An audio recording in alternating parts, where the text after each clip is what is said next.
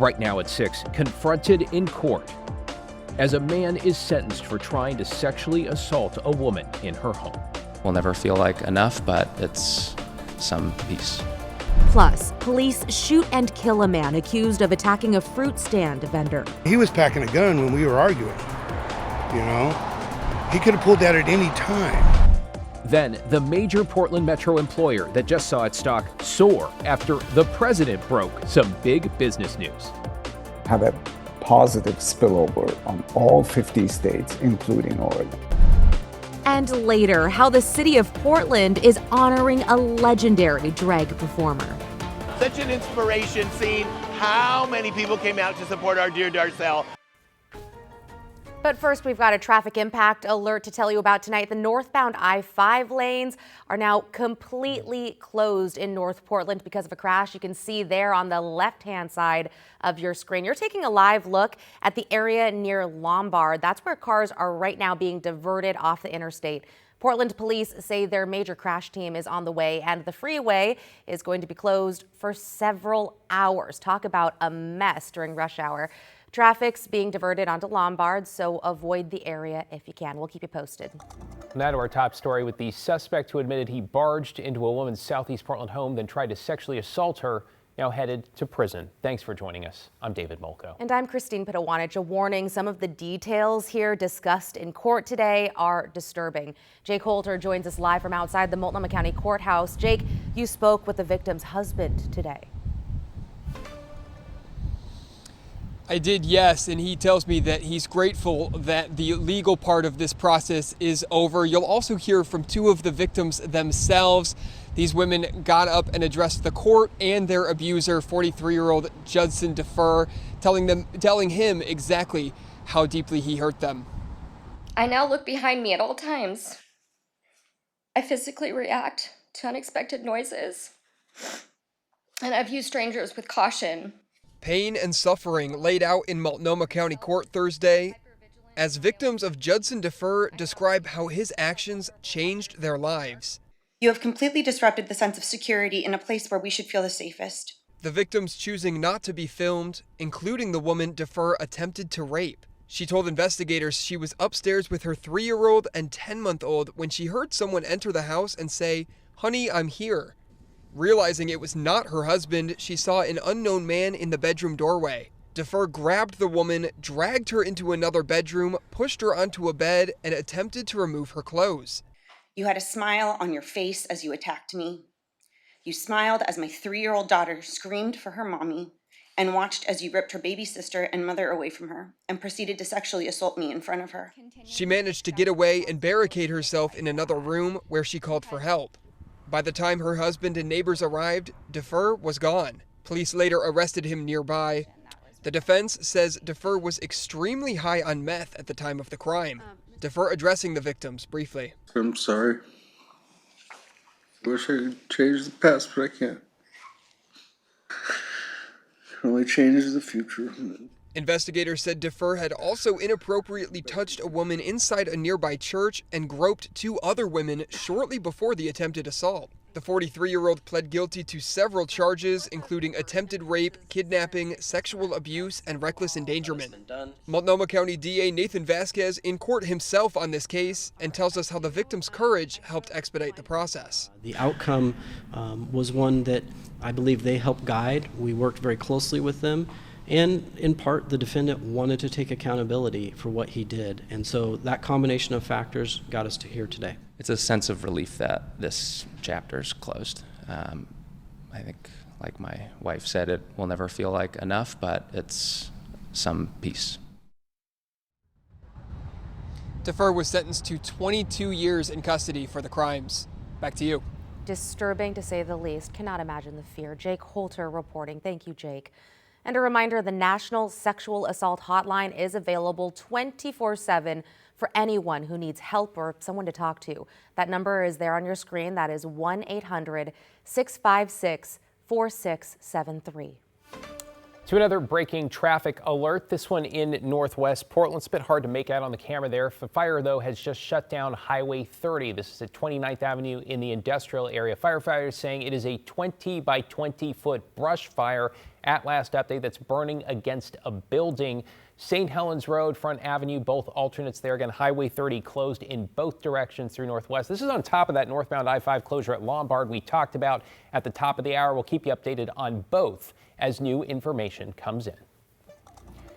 In an update this evening, we have now learned a man caught on camera in what police say was a bias crime against a fruit stand owner on the coast was later shot and killed by officers. Police say he opened fire on them when they went to arrest him at a home in Lincoln County. Our John Adams spoke with witnesses and police to learn more. Lincoln City Police have confirmed that the man who attacked a fruit stand last week opened fire on officers on Wednesday before being shot and killed. He has now been identified as 49-year-old Daniel Noonan. What is this? He was terrorizing our community for quite some time. Neighbors who live near Highway 101 and 229 tell me the man seen in this video attacked a woman operating this popular fruit stand last week. Had knocked over all of her produce stand and was yelling and screaming at her, and she tried to grab her personal belongings and run, but he was trying to grab at her. Jenny Nelson says she arrived on scene just after the attack took place and found Raina, the stand operator, terrified. Get out of here! But later that day, the man now identified as 49-year-old Daniel Noonan returned. Another neighbor tells us he yelled racist insults and was carrying a gun.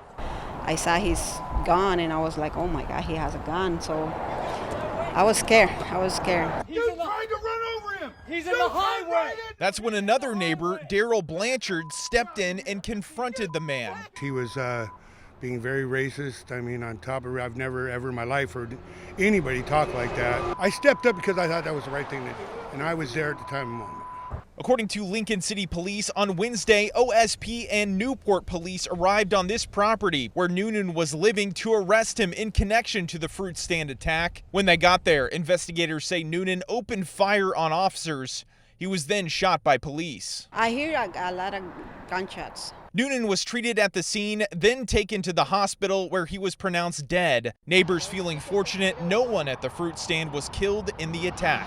I knew that person was unhinged. I mean, the fact that we're on this main highway right here in the middle of the daylight and he didn't have any fear about, destroying her produce stand. He was packing a gun when we were arguing. He could have pulled that at any time. And I'm a firm believer God was with me.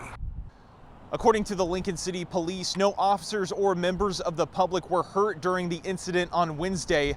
The officers that did fire their weapons have been placed on critical incident leave, which is standard procedure. In Lincoln County, John Adams, KGW News.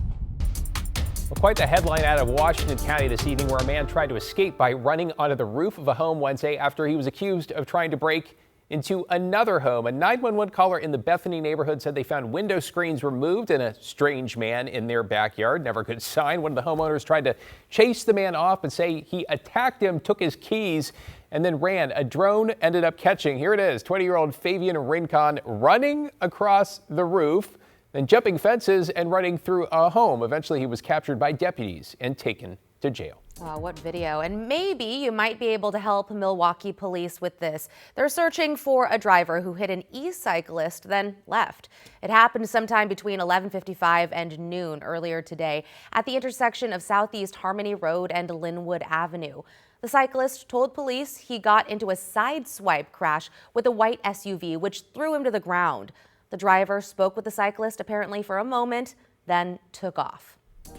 And the federal government is reversing course on a plan to dismantle nearly 1,000 ocean monitoring sensors. Oregon Senator Jeff Merkley, a Democrat, and Alaska Senator Lisa Murkowski, a Republican, made that announcement after the Senate passed a bill to pause the dismantling of the buoys, which provide real-time data to fisheries, weather forecasters, and climate change researchers. A lot of data there. In a statement, Merkley said in part, quote, "We'll keep fighting to ensure scientists, fishermen, and coastal communities can continue to utilize the critical data."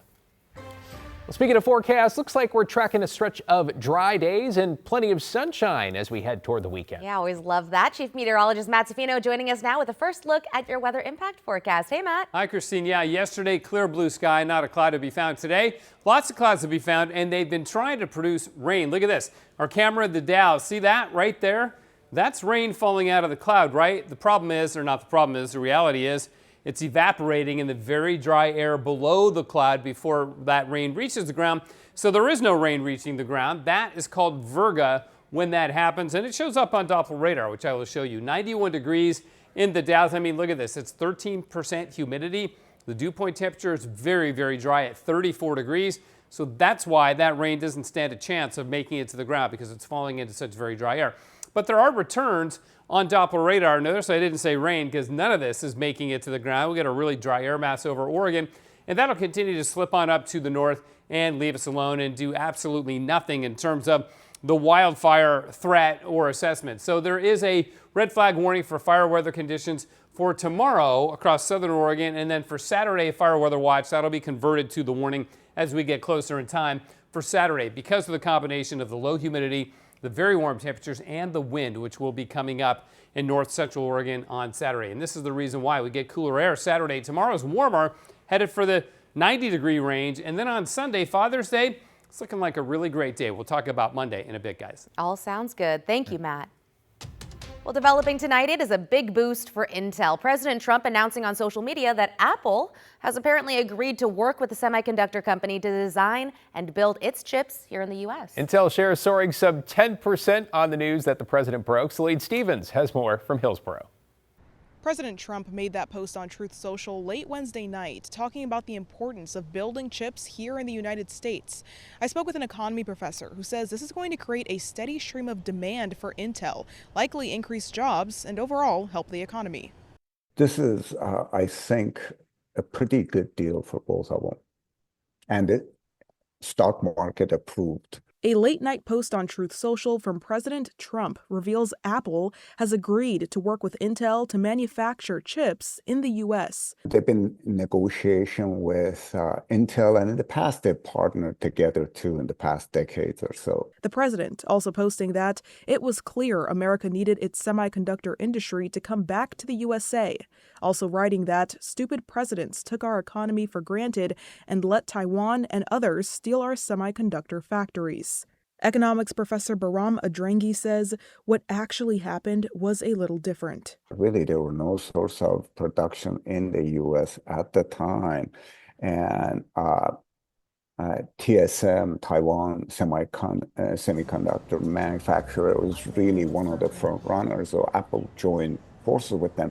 They're not completely unplugged into the U.S. economy. They're plugged into the U.S. economy. They produce right here in the U.S., albeit in Arizona. Still, this move could have local impacts here in town. Intel was a huge employer right here in the state of Oregon. These sorts of ventures, in my opinion, are going to boost their employment base as well, maybe even at the senior level, at the high pay levels and so on. This comes at a time when Intel may be getting some help thanks to a new regional warehouse hub that's coming to Hillsborough. It's meant to specifically support semiconductor growth and expected to open next year. Facilities like this are absolutely critical to not only help Intel maintain its operations here, but really to continue and possibly expand those operations here as well. It's important for Intel. It can also be very important for many of the other suppliers that feed into entities like Intel. The federal government became Intel's largest shareholder last year, which Adrangi says likely helped build confidence in the company. It's definitely a combination of factors, but it doesn't hurt psychologically that the U.S. government actually enters and owns 10% of Intel. That is a huge endorsement. President Trump also wrote that Intel was worth around $100 billion when that offer was originally made, and they're now worth over $600 billion, meaning that the U.S. stake is a little over $60 billion. I reached out to Intel for comment on all this, but they said that they are not commenting on the president's post.